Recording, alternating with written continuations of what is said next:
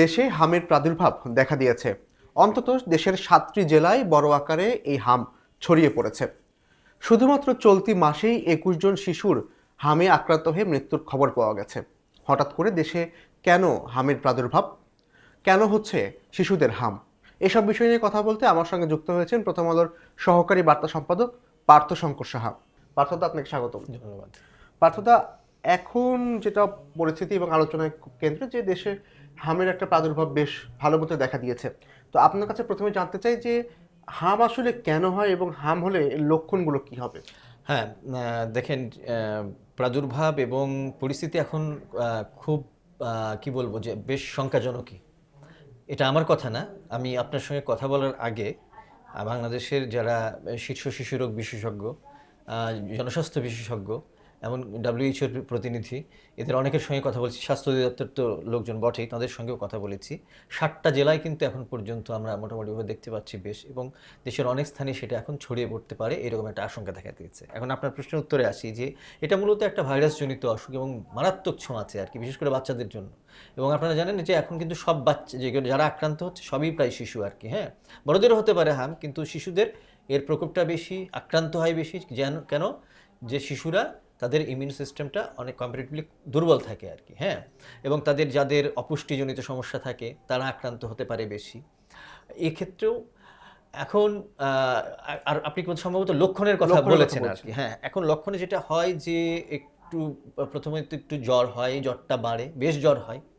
তারপর ঠান্ডা লাগে, আপনার নাক দিয়ে পানি পড়তে থাকে। এক পর্যায়ে ফুসকুড়ি দেখা দেয়, ছোট ছোট, মানে আমরা কিসের দানা বলবো, মসুর ডালের দানার মতো যেগুলো হয়, এরকম উঠতে থাকে, এবং সেটা সারা শরীরে ছড়িয়ে যায়, মুখে ঘা হতে থাকে। অনেকে নিউমোনিয়ায় আক্রান্ত হয়, পেটের সমস্যাও হতে পারে। এ ধরনের বেশ কিছু সমস্যা দেখা দিতে পারে, যেটা কিন্তু এখন আমাদের অনেককে যাচ্ছে, এবং পরিস্থিতি এমন যে তাদেরকে কিন্তু নিবিড় পরিচর্যার মধ্যে নিতে হচ্ছে আর মানে কি, আইসিইউতে নিতে হচ্ছে আর কি। এবং অনেক বাচ্চাকে নিতে হচ্ছে, এবং অনেকেরই দুঃখজনকভাবে মৃত্যু হয়েছে এর মধ্যে, বেশ কয়েকটি বাচ্চার, সেটা আমরা জানি। আপনি বলছেন যে শিশুদের মধ্যে ঝুঁকিটা বেশি কারণ তাদের রোগ প্রতিরোধ ক্ষমতা কম। তাহলে সেক্ষেত্রে কি যারা বয়োজ্যেষ্ঠ রয়েছেন তাদের ক্ষেত্রে কি এরকমই একই ঝুঁকি আছে কিনা? না, তাদের ঝুঁকিটা কম্পারেটিভলি কম আর কি, কিন্তু শিশুরা এটা কিন্তু শিশু থেকে শিশুতে মারাত্মকভাবে ছড়ায়। হ্যাঁ, এবং অনেকগুলো জায়গা আছে। একটা হচ্ছে যে আপনার ধরেন যে শিশুটাকে আপনি হাসপাতালে নিচ্ছেন, তাকে যদি আইসোলেট না করা যায় তখন এই শিশুটা থেকে ছড়াতে পারে। যে কোনো ধরনের সংস্পর্শে আক্রান্ত শিশুর কাছে যাওয়া মাত্র যে কোনো শিশু এই আক্রান্ত হওয়ার যথেষ্ট রকমের ইয়েতে থাকতে পারে। এমনকি টিকাদান কেন্দ্রে যদি আক্রান্ত শিশুকে আমরা নিয়ে যাই, বা সেখান থেকে কিন্তু ছড়াতে পারে আর কি। এ ধরনের, মানে আমি বলছি যে ভীষণভাবেই আছে, এবং এটা শিশুদের ক্ষেত্রে অনেক বেশি করে আজকে আশঙ্কাজনক। প্রথম আলোর প্রতিবেদনে দেখছিলাম যে একটি আক্রান্ত শিশু মোট 18 জন পর্যন্ত মানুষকে আসলে সংক্রমিত করতে পারে। হ্যাঁ। তো আপনি বলছেন যে আশঙ্কাজনক অবস্থায় রয়েছে এই মুহূর্তে বাংলাদেশে হামের প্রাদুর্ভাব। তো আপনাকে জানতে চাই যে এখন যে অবস্থায় আছে সেই অবস্থাকে নিয়ন্ত্রণ আনা সম্ভব কিনা, বা এটাকে আরো কমিয়ে আনা সম্ভব কিনা? না, এখন হলো যে আমি এই কথাটা বলতে পারি যে আসলে কেন এই পরিস্থিতিটা হলো আর কি, তাই নাকি?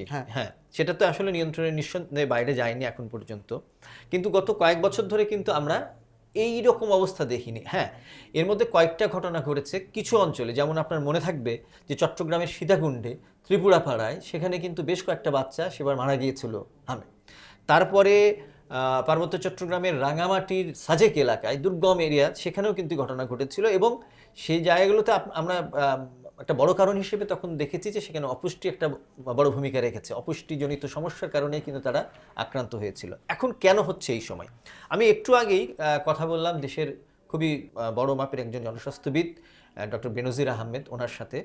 তো তিনি একটা কথা বলছেন যে আমাদের কিন্তু মোটামুটিভাবে ধরেন অন্য যে কোনো অসুখের চাইতে হামের ক্ষেত্রে এর হার্ড ইমিউনিটি আসলে দরকার হয়, এবং এটা কিন্তু অন্ততপক্ষে 90% বা তার বেশি পরিমাণ মানুষের যদি আমরা টিকা দিতে পারি, বাচ্চার টিকা নিশ্চিত করতে পারি, তাহলে এটা তার হার্ড ইমিউনিটি তৈরি হতে পারে।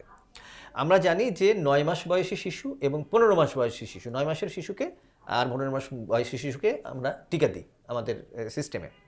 এখন প্রশ্ন হচ্ছে যে 9 মাস কেন 6 মাস না, বা এরকম? এখানে একটা ব্যাপার ধরে নেওয়া হয় যে এই বয়সী শিশুটা অন্তত তার মায়ের যে টিকাগুলো সে পাচ্ছে, বা মায়ের থেকে পাওয়া যে ইমিউনিটি, সেটা তাকে অন্ততপক্ষে 9 মাস পর্যন্ত রক্ষা করতে পারে। উনি বলছেন, ডক্টর বেনজির বলছেন, সম্ভবত আমাদের অ্যাসেসমেন্টটা এখন হয়তো বা কি বলবো, যে একটা পুনর্মূল্যায়ন করতে হতে পারে, যে তাহলে আমরা সেই ইমিউনিটিটা আমরা পাচ্ছি না এখন পর্যন্ত, তাই না? আমি আমার পরিচিত আমাদের একজন কলিগ, তার বাচ্চা, উনি ঢাকার বাইরের আমাদের একজন সহকর্মী, তার বাচ্চা 6 মাস হয়েছে, তারও কিন্তু এই লক্ষণগুলো আমরা দেখলাম, এবং তারও ক্ষেত্রেও এই যে লক্ষণগুলোর কথা আপনাকে বললাম সেটা হচ্ছে তার 6 মাস বয়সী। এখন তার মানে হচ্ছে যে আমরা 9 মাসের মধ্যে হয়তো এই ইমিউনিটিটা আসলে ডেভেলপ করতে এখন পারছি না।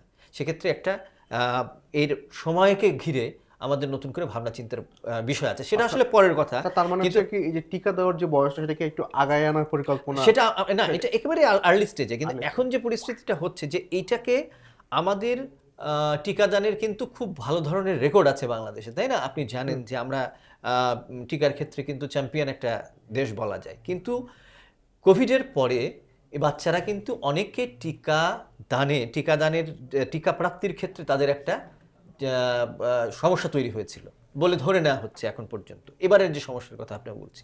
এরপরে গত অন্তর্বর্তী সরকারের সময়টাতে আমাদের এই যে মানে টিকাদানের যে আপনার অ্যাক্টিভ যে ক্যাম্পেইনটা, সেটাতে খামতি ছিল এরকম, কিন্তু আমি যে ডক্টর মিনাজের থেকে শুরু করে একাধিক লোকের কথা বললাম, তারা কিন্তু অনেকেই বলছেন এই কথা, যে সেই অ্যাক্টিভ ক্যাম্পেইনটা কিন্তু সেই সময়টাতে ছিল না, এবং সেখানে অর্থাভাব একটা বা অর্থ বরাদ্দের ক্ষেত্রে আসলে খামতি দেখা দিয়েছিল, বা যথাযথভাবে বরাদ্দ দেওয়া হয়নি বলে তারা মনে করেন।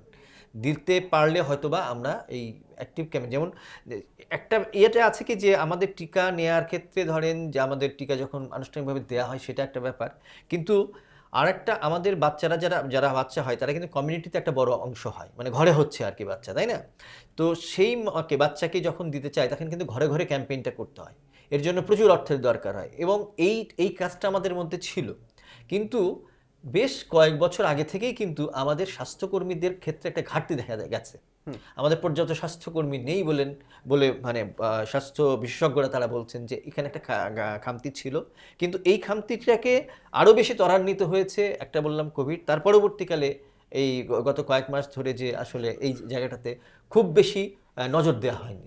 আচ্ছা, আমি আপনাকে প্রশ্নটা করতাম আসলে যে আমাদের দেশে তো আমরা দেখেছি যে বাচ্চাদেরকে বা আমরা স্কুল পর্যায়ে আমরা আসলে এই ভ্যাকসিনটা পেয়েছি, কিন্তু তারপরেও যে 21টি বাচ্চা মারা গেল, আসলে সেই বাচ্চাদেরকে আসলে টিকাগুলো পায়নি নাকি আসলে তারা কোন এজে মারা গেল? কিন্তু এখন মানে এটা টু আর্লি আমার মনে হচ্ছে যে আমরা আসলে এই ধরনের মন্তব্য করার ক্ষেত্রে, কারণ এবার কেন হলো এটা নিয়ে কিন্তু যারা চিকিৎসক আছেন, জনস্বাস্থ্যবিদ আছেন, তারাও খুব পরিষ্কারভাবে এখনো পর্যন্ত কিন্তু তারা শঙ্কার কথাটা জানেন বা বলছেন এটা হতে পারে, কারণ যে হারে ছড়িয়ে পড়েছে আপনি দেখেন যে আমাদের ঢাকার বাইরে থেকে একাধিক রিপোর্ট এসছে, এবং যে কথাটা একটু আগে আপনাকে বললাম যে যে হার্ড টু রিচ এরিয়া বাংলাদেশে আছে, দুর্গম এরিয়া যেগুলো আছে, সেই দুর্গম এরিয়াতে কিন্তু আক্রান্ত হওয়ার প্রবণতাটা বেশি ছিল, কিন্তু এখন ঢাকা শহর, ময়মনসিংহ, আপনার রাজশাহী, এই যে নবগঞ্জ, এই জায়গাগুলোতে মানে জেলা শহরেও কিন্তু বাচ্চারা এরকম আক্রান্ত হচ্ছে।